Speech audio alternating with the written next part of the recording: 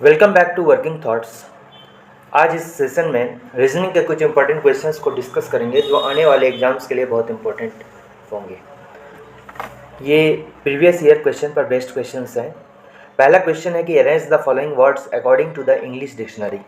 यहाँ पे जो है 5 वर्ड दिया गया है, इस वर्ड को जो है इंग्लिश डिक्शनरी के अकॉर्डिंग जो है अरेंज करना है।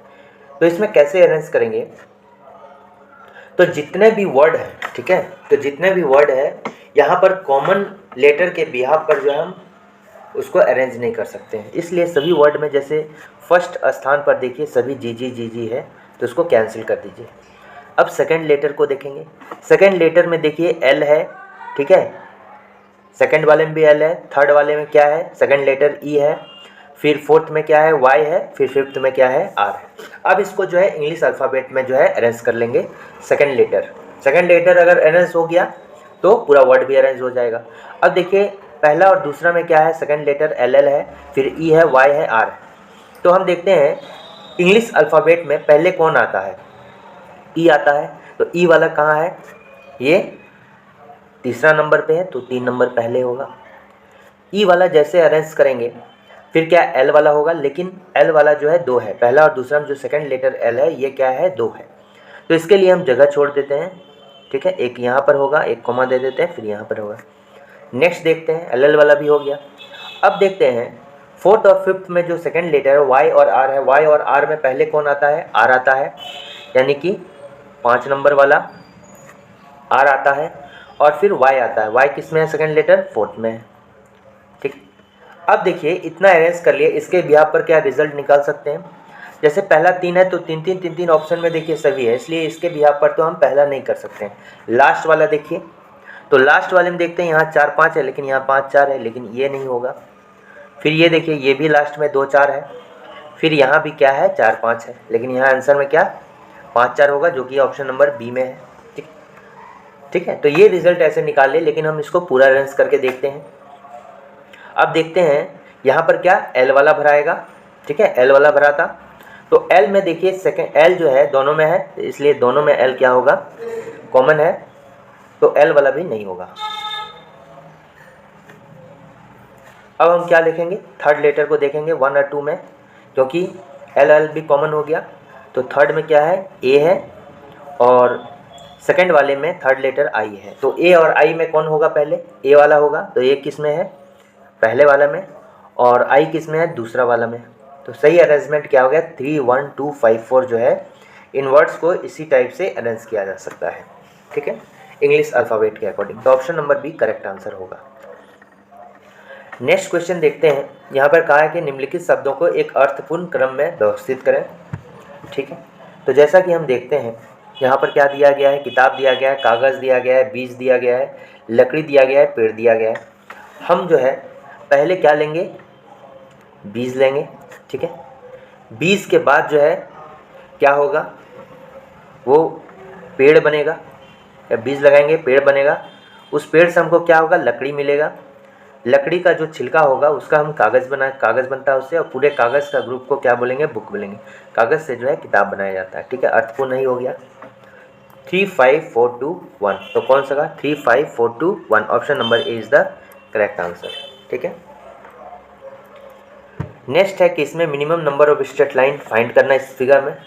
तो ये देखिए मिनिमम नंबर, न्यूनतम, तो ये स्क्वायर अगर बाहर वाला स्क्वायर देखेंगे तो एक ये लाइन हो गया, 2 लाइन, 3 लाइन, 4 लाइन हो गया, फिर देखिए ये 5 लाइन हो गया, फिर इधर से इधर मिलाए कितना हो गया, 6 लाइन हो गया, ये हो गया 7 लाइन हो गया, ठीक है, और यहाँ वाला कितना हो गया, 8 लाइन हो गया, ये सभी, ठीक। अब स्लैंट जो है यानी झुका हुआ जो है वो भी है, एक ये वाला हो गया, एक ये वाला हो गया, एक ये वाला हो गया, और एक ये वाला हो गया, यानी जो येलो कलर से वो कितना है 8 है, और रेड कलर वाला कितना है 4 है, यानी टोटल कितना हो गया 12, 8 + 4 12। तो न्यूनतम जो संख्या है यहाँ का कितना है, स्ट्रेट लाइन का 12।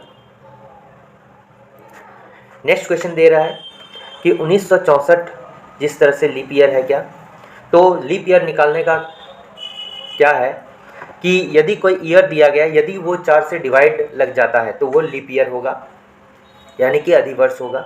तो देख लेते हैं 1964 को 4 से डिवाइड देते हैं तो रिमेनिंग कितना आना चाहिए, इसमें 0 आना चाहिए। देखिए 4 चौक 16, 3 4 नम 36, 4 एकम 4, यानी कि ये पूरा पूरी कट जाता है, रिमेनिंग 0 हो जाता है। ठीक है, तो भाग 4 से देने का और एक नियम है, कंप्लीट ना देके लास्ट का 2 डिजिट को ही भाग देके देखिए। अगर लास्ट का 2 डिजिट ही मेरा भाग लग जाता है तो पूरा ईयर जो है 4 से डिवाइड होगा। तो 64 भी 4 से डिवाइड होता है, इसलिए ये क्या होगा, लीप ईयर होगा। उसी तरह हमको देखना है इसमें कि 1988 क्या है। तो 1988 अगर देखेंगे जैसे कि, तो लास्ट का 2 ईयर जो है, 2 डिजिट जो है ईयर का, ये भी 4 से डिवाइड हो जाता है, यानी कि यहाँ पर रिमेनिंग कितना हो जाएगा, 0 हो जाएगा, यानी ये भी क्या है, लीप ईयर है। तो क्वेश्चन मार्क की जगह में अधिवर्ष लीप ईयर होगा। Option number A is correct answer. ठीक है, शताब्दी वर्ष किसको बोलते हैं, जैसे 400 हो गया, 00 हो गया, ये शताब्दी वर्ष हो गया। 100 हो गया, ये भी शताब्दी वर्ष हो गया। ठीक है, जैसे 1900 हो गया, ये शताब्दी वर्ष हो गया। ये 00 जिसमें यूज होता है वो शताब्दी वर्ष होता है। तो इसका करेक्ट आंसर क्या होगा, option number A. Next question आता है, ये लॉजिकल सवाल है और इसमें 879 इज इक्वल टू 8 किस तरह आया होगा। इसमें डिजिट का यूज़ करके आपको 8 लाना है, अब जिस तरह से भी ला सकते हैं।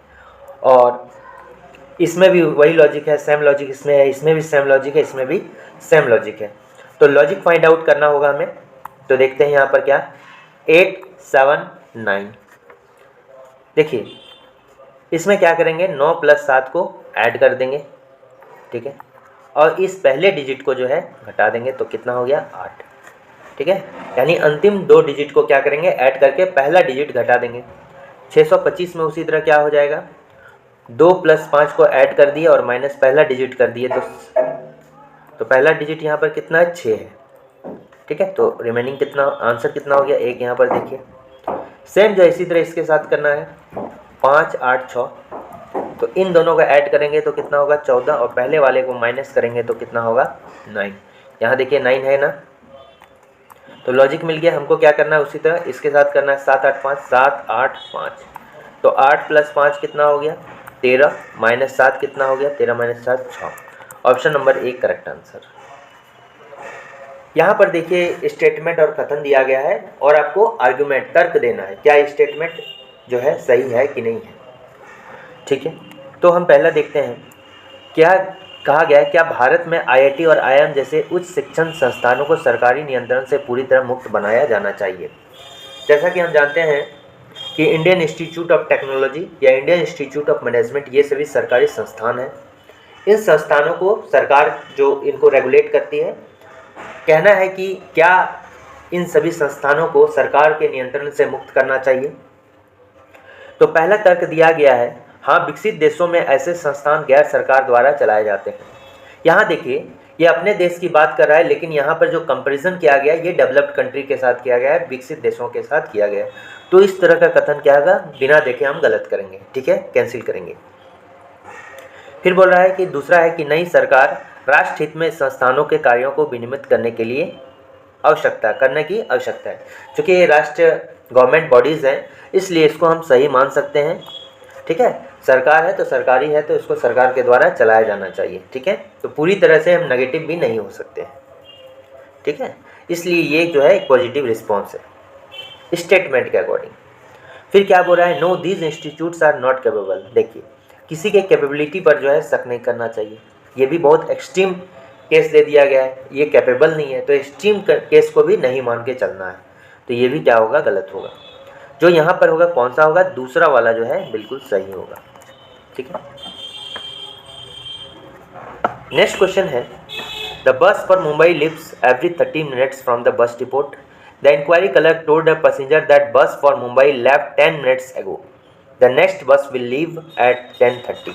ठीक है, तो अगली बस जो है जब पूछता है क्लर्क से, ठीक है, तो वो बताता है कि 10:30 में अगली बस जाएगी, यानी एक जो है ऑलरेडी जो है छूट चुकी है। अगली बस कितना होगा, 10:30 में। ठीक है, और प्रत्येक 30 मिनट पर एक बस छूटती है, यानी कि इसके पहले जो बस छूटा हुआ कितने बजे छूटा होगा, 10 बजे छूटा होगा। और जब आप पूछते हैं तो 10 मिनट पहले वो बताता है कि 10 मिनट पहले छूटी। ठीक है, 10 मिनट पहले छूटी और अगली बस कितना, 10:30 बजे। तो 10 मिनट पहले छुट्टी, यानी कि जब 10 बजे अगर बस होता तो जब वो पूछा है तो 10 मिनट लेट होगा, यानी वो कब पूछा, 10:10 में पूछा, तभी ना। ये जो है ये वो टाइम है जब आप क्लर्क से पूछ रहे हो, ठीक है।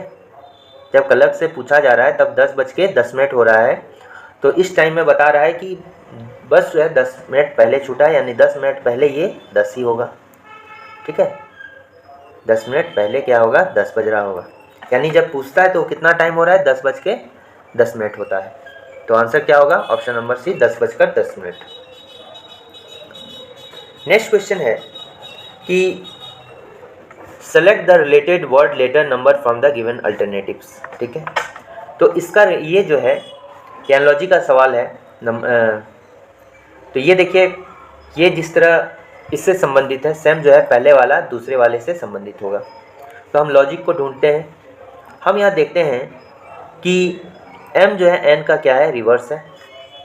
रिवर्स इन द वे, जैसे जो a से z तक में, a से m तक में जो पोजीशन आता है, सेम n से लेके z तक में आता है, यानी जो अल्फ़ाबेट का हाफ है वो नेक्स्ट हाफ का रिवर्स होगा, ठीक है। a से m तक लिख दीजिए, फिर n से जो है z तक लिख दीजिए, तो जितने भी लेटर होंगे एक दूसरे के रिवर्स होंगे। जैसे यहाँ b होगा तो z के पहले क्या होगा, y होगा, इस तरह करके। तो इसको निकालने का क्या तरीका है कि जो नंबर है, ठीक है, जैसे जो पोजीशन वैल्यू है m का कितना होता है 13, तो डायरेक्टली हम इसको 27 से माइनस कर देंगे 13 को, तो उसका रिवर्स आ जाएगा। 13 को माइनस करेंगे तो 14 किसका होता है, n का होता है।